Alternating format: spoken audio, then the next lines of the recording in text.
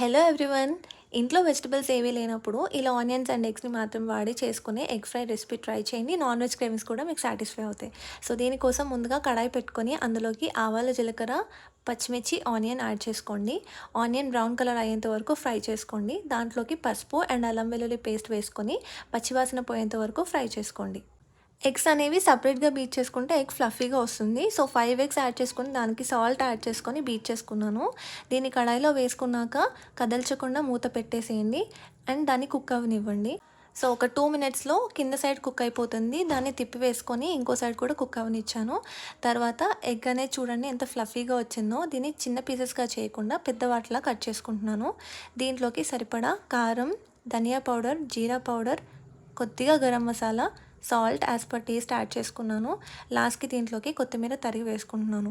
So అంతేనండి, egg fry ready అయిపోయింది. ఫాస్ట్గా చేసుకోవచ్చు అండ్ చాలా టేస్టీగా కూడా ఉంటుంది. మీకు కనుక వీడియో నచ్చినట్లయితే ప్లీజ్ లైక్ చేయండి అండ్ ఛానల్ని సబ్స్క్రైబ్ చేసుకోండి. బాయ్.